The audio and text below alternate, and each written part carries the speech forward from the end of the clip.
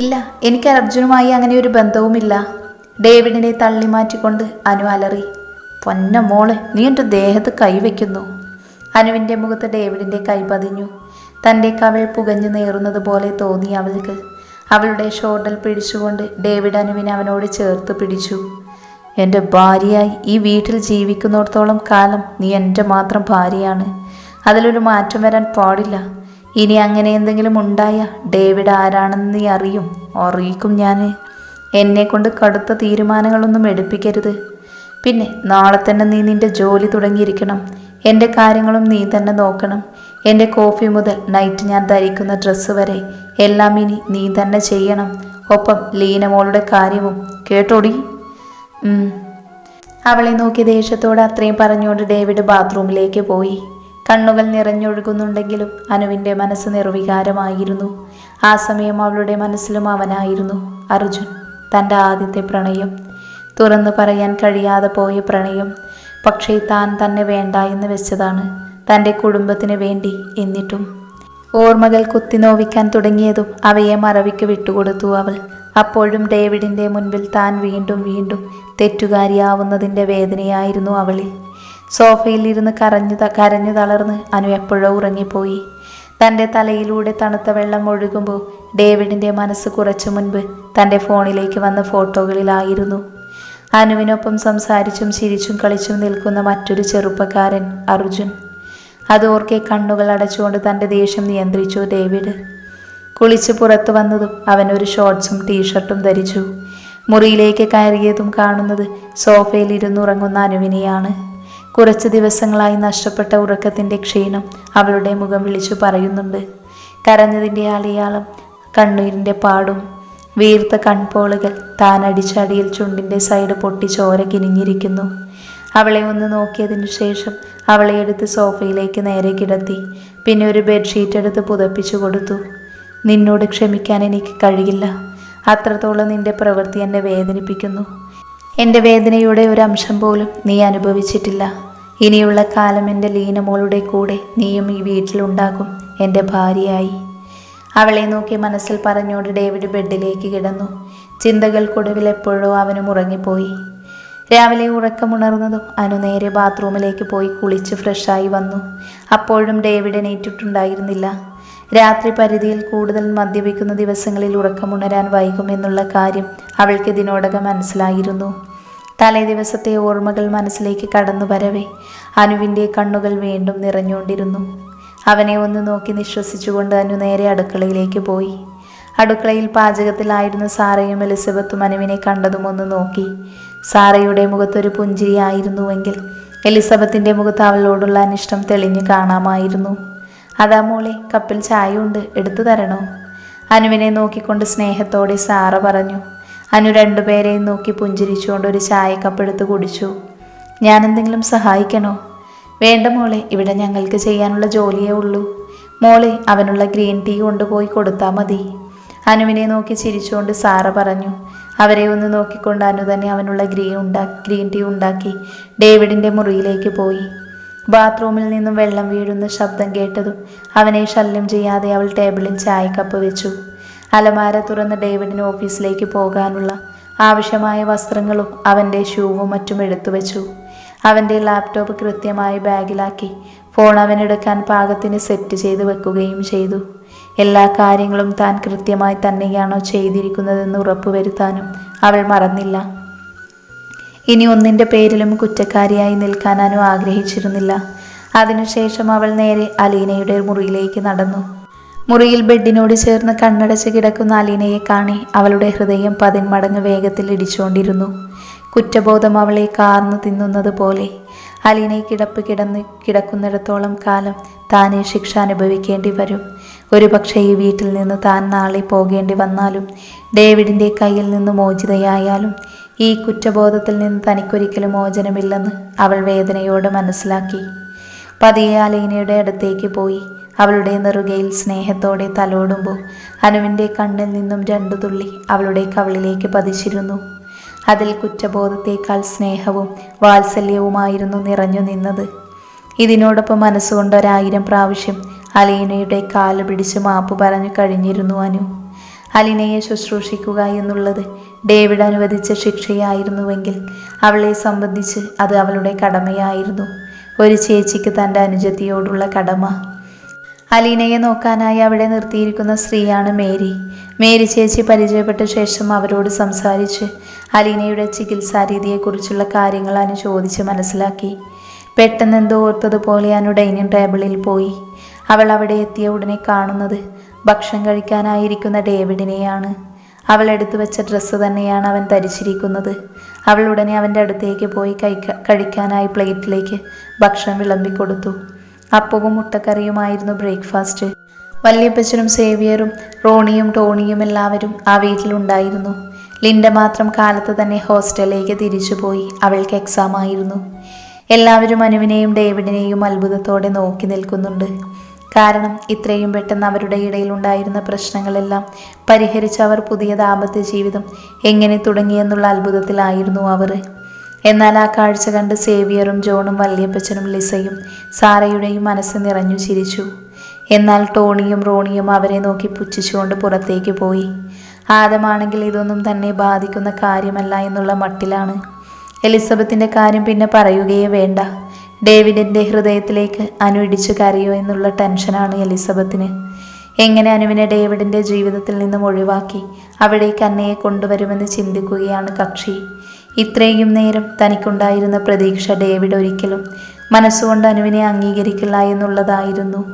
എന്നാൽ ഇപ്പോൾ ആ പ്രതീക്ഷയിലാണ് മങ്ങലേൽക്കുന്നത്. എന്നാൽ ഇത്ര പെട്ടെന്ന് ഡേവിഡിന് അന്നയെ മറക്കാൻ ശ്രമിച്ചു എന്നുള്ളത് അവരിൽ ഒരു ചോദ്യചിഹ്നമായി അവശേഷിച്ചു. ഡേവിഡ് ഗൗരവത്തോടെ തന്നെ ഭക്ഷണം കഴിച്ച് ആരെയും നോക്കാതെ ഓഫീസിലേക്ക് പോയി. ഇനി രാത്രി നോക്കിയാൽ മതി. ഓഫീസിൽ പോകേണ്ടതിനാൽ പുരുഷന്മാരെല്ലാം നേരത്തെ കഴിച്ചു പോകും. സ്ത്രീകൾ തിരക്കുകളെല്ലാം കഴിഞ്ഞ് പതുക്കെയാണ് ഭക്ഷണം കഴിക്കാറ്. ലിസയും മിമോൾക്ക് ഭക്ഷണം കൊടുത്തു കഴിഞ്ഞ ഉടനെ അവരും കഴിച്ചു. ഭക്ഷണം കഴിക്കുമ്പോഴും മറ്റും എലിസബത്ത് അനുവിനെ നോക്കുക പോലും ചെയ്തില്ല. അനുവിനാകെ വല്ലാത്ത സങ്കടം തോന്നി. ഭക്ഷണം കഴിച്ചു കഴിഞ്ഞ ഉടനെ അലീനയുടെ മുറിയിലേക്ക് പോയി അനു. അവൾക്കുള്ള ഭക്ഷണം കൊടുക്കാനുള്ള തയ്യാറെടുപ്പിലായിരുന്നു മേരി.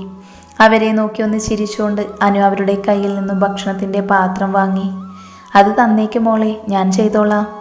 അനുവിനെ നോക്കിക്കൊണ്ട് മേരി ചേച്ചി ചോദിച്ചു. വേണ്ട, ഞാൻ കൊടുത്തോളാം.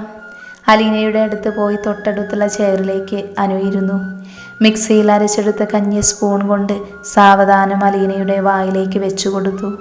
അനു കൊടുക്കുന്ന കഞ്ഞി അലീന കുടിച്ചുകൊണ്ടിരിക്കുന്നത് അത് കാണുമ്പോൾ എന്തിനെന്നറിയാതെ അനുവിൻ്റെ കണ്ണുകൾ നിറഞ്ഞു വന്നു. അലീനയുടെ അടുത്തേക്ക് വന്ന എലിസബത്തും വല്യമ്മച്ചയും കാണുന്നത് അലീനയ്ക്ക് കഞ്ഞി കൊടുക്കുന്ന അനുവിനെയാണ്. അത് കണ്ടതും രണ്ടുപേരും ശബ്ദമുണ്ടാക്കാതെ എന്താണ് ചെയ്യുന്നത് എന്ന് മാറി നിന്ന് നോക്കി. അലീനയ്ക്ക് കഞ്ഞി വാരി കൊടുത്തതിനു ശേഷം അനു തന്നെ അവളുടെ മുഖവും വായും തുടച്ച് വൃത്തിയാക്കി കൊടുത്തു. ശേഷം മേരി ചേച്ചിയോട് സംസാരിച്ച് അനുവിന് കൊടുക്കുന്ന ടാബ്ലറ്റുകളെക്കുറിച്ചും ഭക്ഷണത്തെക്കുറിച്ചുമെല്ലാം അറിയാൻ തുടങ്ങി. അമ്മച്ചി കണ്ടോ, ഇവളെ കാഞ്ഞ വിത്ത. അലീന മോളുടെ കാര്യങ്ങൾ നോക്കി നമ്മുടെ മനസ്സ് മാറ്റാനുള്ള പദ്ധതിയാണ്. ഇറങ്ങിയിരിക്കുവാ ഇവള്. വല്യമ്മച്ചിയുടെ കാതിലായി എലിസബത്ത് പറഞ്ഞു. ശരിയാ, അല്ലെങ്കിൽ തന്നെ ഇന്നലെ വന്നു കയറിയവൾക്ക് ഇന്ന് ലീനമോളോട് ഇത്രയ്ക്ക് സ്നേഹം താല്പര്യവും തോന്നേണ്ട കാര്യമില്ലല്ലോ. എലിസബത്തിൻ്റെ അഭിപ്രായത്തെ വല്യമ്മച്ചിയും ശരിവെച്ചു. എന്തായാലും കുറച്ച് ദിവസത്തേക്ക് അവൾ എന്താ ചെയ്യുന്നതെന്ന് നമുക്ക് നോക്കാം. ശബ്ദമുണ്ടാക്കാതെ വല്യമ്മച്ചിയും അമ്മച്ചിയും തിരിച്ചുപോയി. ഇതൊന്നും അറിയാതെ അടുത്തു തന്നെ ഇരുന്നു. ആ വീട്ടിൽ ഒറ്റപ്പെട്ടതുപോലെ അനുവിന് തോന്നി. അലീനയോട് എന്തൊക്കെയോ സംസാരിക്കണമെന്ന് മനസ്സിൽ ഉറപ്പിച്ച് അവൾ അലീനയുടെ അടുത്തേക്ക് ചെന്നിരുന്നു. ഇവിടെ എന്തെടുക്കുവാ? പെട്ടെന്ന് അങ്ങോട്ട് കടന്നു വന്നുകൊണ്ട് ലിസ് അനുവിനോട് ചോദിച്ചു. ഏയ്, ഞാൻ ലീനയോട് കുറച്ച് സംസാരിച്ചിരിക്കാൻ വേണ്ടി വന്നതാ. ഇവളീ കാണുന്നത് പോലെയൊന്നും അല്ലായിരുന്നു. ഈ വീട് മുഴുവൻ ഇവളുണ്ടാവും. ആള് പാവമാണെങ്കിലും അത്യാവശ്യം കുറുമ്പ് കയ്യിലുണ്ട്. നിന്റെ കെട്ടിയോന് ഏറ്റവും കൂടുതൽ ഇഷ്ടം ഇവളോടാ, ഇവൾക്ക് അവനോടും. ലീന തന്നെ പറയാറുണ്ട് അവൾ വിളിക്കുന്നത് ഇച്ചായനെ എന്നാണെങ്കിലും മനസ്സുകൊണ്ട് അപ്പച്ചൻ്റെ സ്ഥാനമാണെന്ന്. ഡെവി ആരോടും നേരാവണ്ണം സംസാരിക്കുന്നത് ഞാൻ കണ്ടിട്ടില്ല, അമ്മച്ചിയോടും അപ്പച്ചനോട് പോലും. ലീനമോളാണ് അവൻ്റെ ലോകം. 11 വയസ്സിൻ്റെ വ്യത്യാസമുണ്ട് ഇവർ തമ്മിൽ. ഇച്ചായനോട് ഇവർക്ക് അത്രയ്ക്ക് അറ്റാച്ച്മെൻ്റ് ഇല്ല. ലിസയുടെ സംസാരത്തിൽ നിന്ന് മനസ്സിലാക്കുകയായിരുന്നു അനു അലീനയ്ക്ക് ഡേവിഡിനോടുള്ള അടുപ്പവും സ്നേഹവും.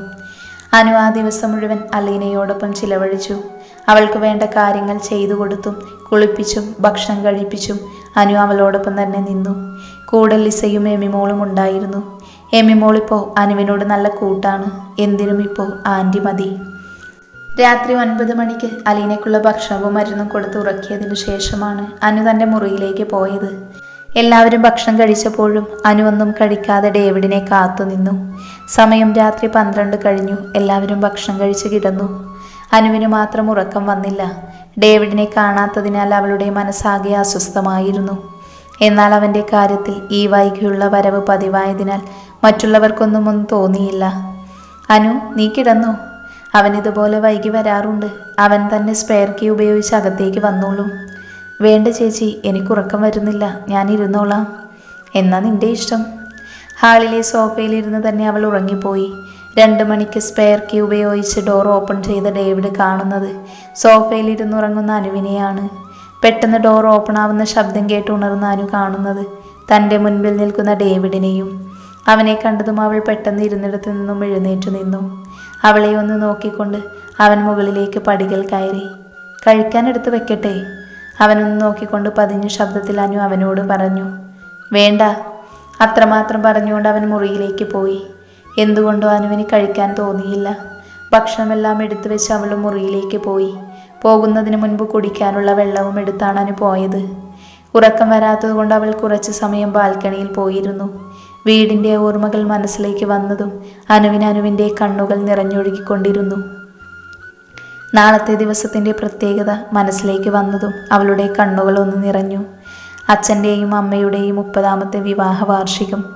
എല്ലാ വർഷവും എല്ലാവരും ഒന്നിച്ച് അമ്പലത്തിലേക്ക് പോകും. വഴിപാടുകളെല്ലാം കഴിച്ച് വീട്ടിൽ വന്ന് ഒന്നിച്ചൊരു സദ്യ. വൈകുന്നേരം കുടുംബക്കാരെല്ലാവരും ചേർന്നൊരു കേക്ക് കട്ടിങ്. ഈ വീടിനോട് അത്രയും സമ്പത്തും ആർഭാടവും ഇല്ലെങ്കിലും ബന്ധങ്ങൾ കാത്തു സൂക്ഷിക്കുന്നവരാണ് ഞങ്ങൾ. പഴയ ഓർമ്മകൾ മനസ്സിലേക്ക് വന്നതും അവൾ കണ്ണുകൾ രണ്ടും മുറുക്കെ അടച്ച് ബാത്റൂമിലേക്ക് പോയി. തലയിലൂടെ തണുത്ത വെള്ളം വീണതും അവളുടെ മനസ്സൊന്ന് ശാന്തമായി. പെട്ടെന്ന് ഡ്രസ്സെടുത്ത് കുളിക്കാൻ കയറിയപ്പോൾ കയ്യിൽ കിട്ടിയത് ഒരു സാരിയാണ്. വേറെ വഴിയില്ലാത്തതുകൊണ്ട് അനു അത് ഉടുത്ത് പുറത്തേക്ക് ഇറങ്ങി. ബാൽക്കണിയിലിരുന്ന് സിഗരറ്റ് വലിക്കുകയാണ് ഡേവിഡ്. അവസാനത്തെ പഫ് എടുത്ത് അത് കളഞ്ഞ് അവൻ ബാൽക്കണിയിൽ നിന്ന് പുറത്തേക്ക് വന്നു. അപ്പോഴാണ് കുളിച്ചീറനായി പുറത്തേക്ക് വരുന്ന അനുവിനെ കാണുന്നത്.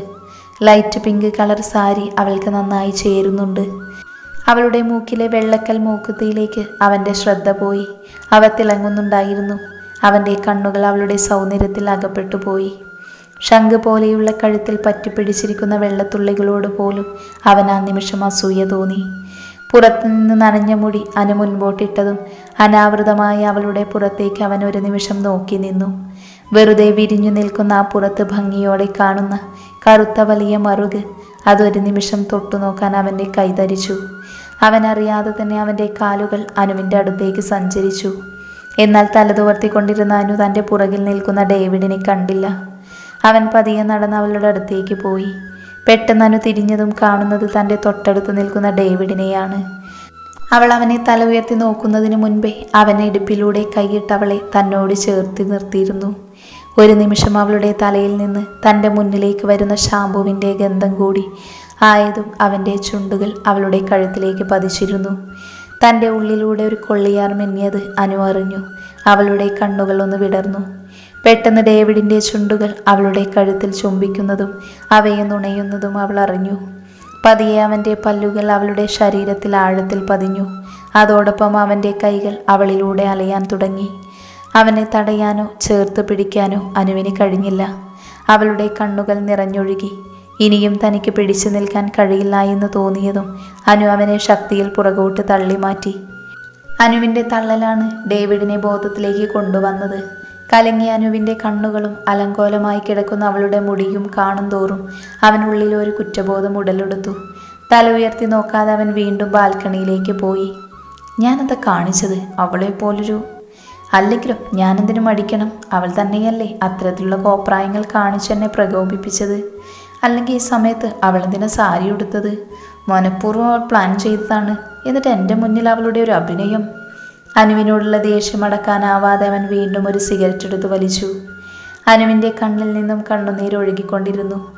ഡെവിൽ നിന്നും ഇത്തരമൊരു പെരുമാറ്റം അവൾ ഒരിക്കലും പ്രതീക്ഷിച്ചിരുന്നില്ല. കഴുത്തിൽ കാണുന്ന ഡേവിഡിൻ്റെ പല്ലിൻ്റെ പാടിലേക്ക് അവളൊന്ന് തൊട്ടു നോക്കി. വെളുത്ത ശരീരമായതുകൊണ്ട് അവിടെ ചുവന്ന് കാണുന്നുണ്ട്. എല്ലാം കൊണ്ടും അനുവിന് ഒറ്റപ്പെട്ടതുപോലെ തോന്നി. തനിക്ക് ചായാനൊരു തോളില്ലാത്തതുപോലെ, ആരും ഒരു ആശ്രയത്തിനില്ലാത്തതുപോലെ, കണ്ണുകൾ അനുസരണയില്ലാത്തതുപോലെ നിറഞ്ഞൊഴുകിക്കൊണ്ടിരുന്നു. മുറിയിലേക്ക് കയറിയ ഡേവിഡ് കാണുന്നത് നിറഞ്ഞൊഴുകുന്ന കണ്ണുമായി തേങ്ങുന്ന അനുവിനെയാണ്. അത് കണ്ടതും അവന് വീണ്ടും ദേഷ്യം വന്നു. അവളുടെ അടുത്തേക്ക് പോയി അവളുടെ കൈകളിൽ പിടിച്ച് അവനെ അഭിമുഖമായി എഴുന്നേൽപ്പിച്ചു നിർത്തി. എന്തിനാടി പൊന്ന മോളെ കിടന്ന് കരയുന്നത്? ഞാൻ നിന്നെ തൊട്ടത് കൊണ്ടാണോ?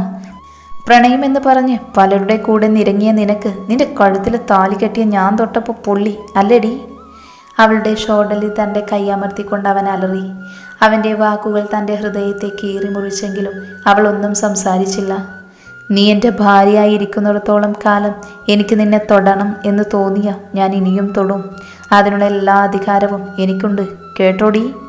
അവളെ സോഫയിലേക്ക് തള്ളിക്കൊണ്ട് അവൻ ബെഡിലേക്ക് കിടന്നു. തകർന്ന മനസ്സുമായി അനു ആ സോഫയിലേക്കും